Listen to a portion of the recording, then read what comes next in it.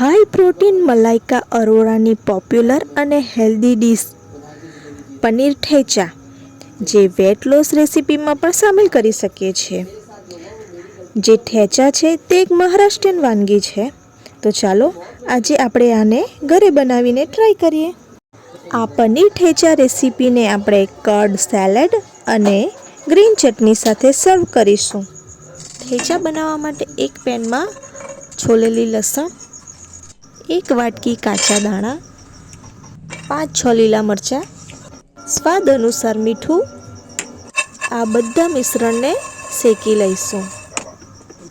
જે મહારાષ્ટ્રીયન ઠેચા છે તે થોડું સ્પાઇસી જ હોય છે, તેથી મેં લસણ અને મરચાંની માત્રા વધારે રાખી છે. તમે તમારા ટેસ્ટના આધારે ઓછું વધતું કરી શકો છો. લસણ, કાચા દાણા અને મરચાંને ટોસ કરતા રહેવું.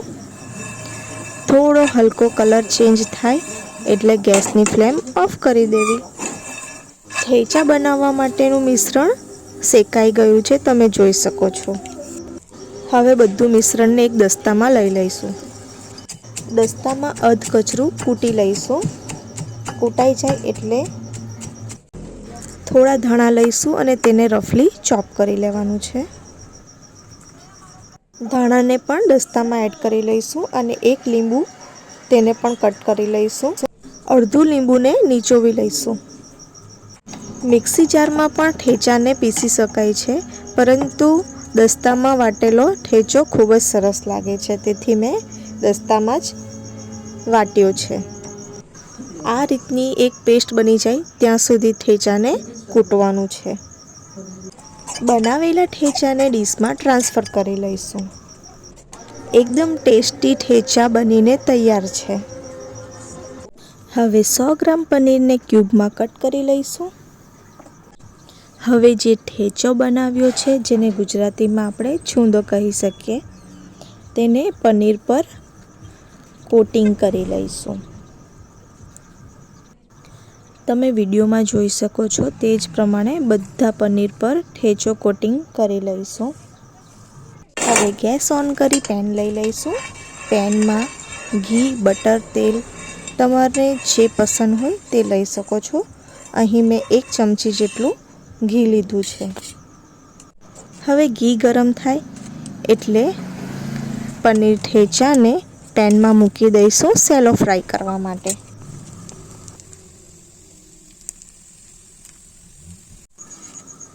ગોલ્ડન બ્રાઉન થાય ત્યાં સુધી પનીર ઠેચાને સેલો ફ્રાય કરવાના છે.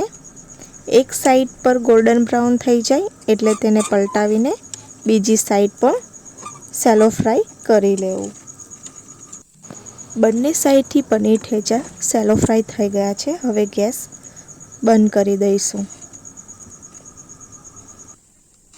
હવે એક મીડિયમ સાઇઝની ડુંગળી, તેને હાફ કટ કરી લઈશું અને પછી પતલી પતલી સ્લાઇડમાં કટ કરી લેવાનું છે. ડુંગળી કટ થઈ જાય એટલે તેના લચ્છા એક એક કરીને બધા છૂટા કરી લેવાના છે. આ રીતે લચ્છા બધા છૂટા થઈ જવા જોઈએ. હવે મીડિયમ સાઇઝની એક કાકડીને પણ છોલી લઈશું. કાકડીને પણ આ રીતે લાંબી લાંબી સ્લાઇડમાં કટ કરી લેવાનું છે. હવે એક બાઉલમાં 1 કપ દહીં લઈશું.